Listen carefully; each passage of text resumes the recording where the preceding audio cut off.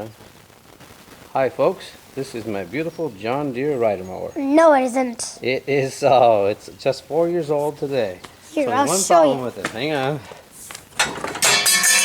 has no engine. Burr, burr, We burr. blew the engine out. Here's, I think this is where the engine is supposed to be. Ah, cool. There's no engine there. In this box is a brand new John Deere motor. Yay. 22 horsepower. I bought it on eBay, and I'm gonna try and fit that in here and get my machine back to normal. Yay. Now you wonder what happened to the old motor? I'll show you. This is what's left of the old motor. Boo. So, and the reason it's like this is for one simple reason. This is where you check the oil. I didn't check the oil. And therefore this whole disaster is my fault. This machine has 37 hours on it. I never thought I would have had to check the oil at 37 hours, but apparently it blew it all out. This is part of a connecting rod. This is a beautiful, beautiful piece of machinery. It's a camshaft, obviously, but it's zero good anymore because it got a bend in it. This is the crankcase assembly. You can't see it, but there's dozens of fractures down there now. Look, it's shattered. Nothing in this engine is any good. Maybe the oil filter. But anyway, looking inside the engine, you'll see the crankshaft is actually ruined as well because it's all burred. There's actually a piece taken out of the piston housing. So this block is shot, plus there's a giant hole in the side of the engine. So you see, if you don't check your oil and change it on a regular basis with your lawnmower, your John Deere, this is what you end up with, a pile of scrap. So I'm going to open this box up and hope everything goes as planned.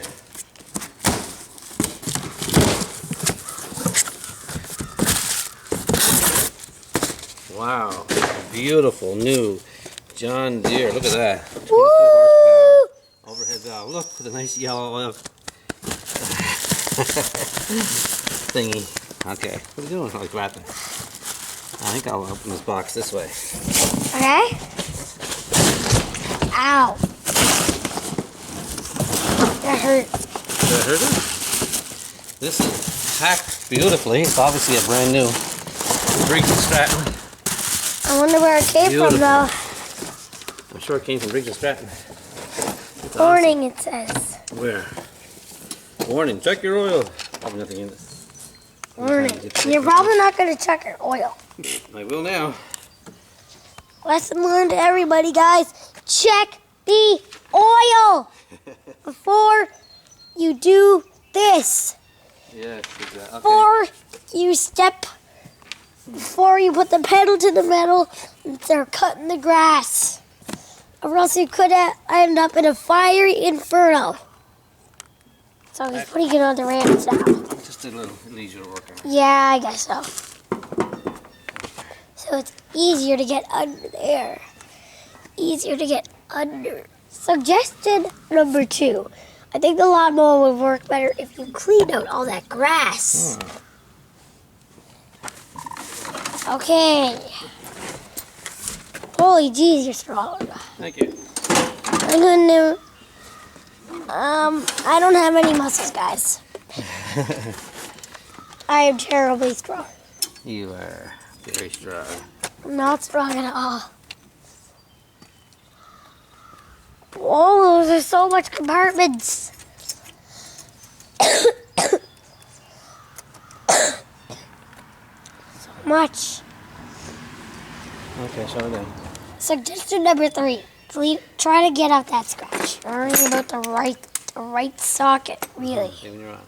On. Okay, we lined the engine up with the holes. There's many holes on this here frame. Obviously, it's made for different models, but the ones that were used before are easily visible.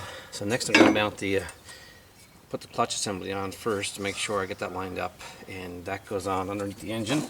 Put the belt on and slide the shaft.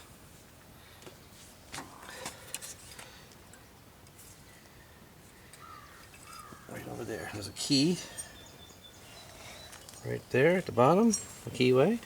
And I'll slide that one and clean the hole out first with some glue stuff. Alright. Anyway, I just want to tell you real quick. later on when I get the chance, I'm going to try and tell you about some future videos that we could be making. So you may do that too. Okay, I've got the new engine secured on the engine mounting bolts, and I've got the clutch assembly installed. And getting this nut tight is pretty hard, but I found that if you put a wrench in there to hold it, you can really tighten it up pretty good. Otherwise, the engine just spins around in circles. This bracket that I wasn't sure of goes right here and fits in a hole in the clutch. In case you're wondering where that went, if you took it off, it just sticks down through the hole. And don't forget to hook up the electrical wiring on top. The electrical wiring that turns on the clutch is right on top there. Now, like I said, the 4 nuts are all secure. Next step is going to be do the exhausts, and it came with new gaskets, so I'm just going to scrape the old ones off and put new ones on. Now, okay, I'm putting the first exhaust pipe on, and there's an access hole right next to the motor where you can actually reach your socket up. It's not actually a socket, it's an Allen wrench. And I can beautifully put them up by hand almost all the way. Excellent. New washers came with the motor, like I said. Okay, just going to tighten her up a little bit. You have to have a medium assortment of tools for these jobs. I just happen to be a backyard mechanic. I have pretty much everything. I guess so. I'm not using power tools because... well, you're not pretty much anything anymore because you just retired like 5 days ago. yeah, I just retired. I'm nothing anymore. That's right, buddy. I got no job anymore. I gave it up for stay home and enjoy life. Yay! Okay, nice torque. Beautiful. Okay, now the other side. Okay, come back. Other side? No, the other side now. You can stop recording now. Okay, I'm taking the old gasket off the other side and just make sure there's no residual glue on it. Get a nice tight seal on the exhaust. Oh, lots of bugs here today. Eaten alive by black flies and mosquitoes. Okay, I'm gonna stop Okay, I recording. got the exhaust system completely installed. The shroud on the front. The hood that just clips over these things when you're finished. Woo! Hook up that part. The electrical wiring is hooked up. Just one connector actually. And what this is for. I'll push that in place. There we go. And now you hook the starter wire up. Connect the choke and throttle cables up. The choke is the one on the left coming through, and it goes right down to this connector right here. You just take this off first, and you can feed this line in through there, and then tighten it back up. And then the throttle comes up from the bottom, goes through this pre-installed connector under here, and it looks like I had to put it here to get the throttle maximum. When I give it all the way, it goes like that and off, and the choke, of course. Perfect. Now this engine is shipped with no oil. Repeat, no oil. So I can't start it up until I go to the store and get some oil. I'm gonna hook up the gas line next though. It's right down here. This is the first start. Okay, you stand over there. Don't get me. Just back up. And What do I press? it's already recording. Just back up. We're recording now. Yeah. There you go.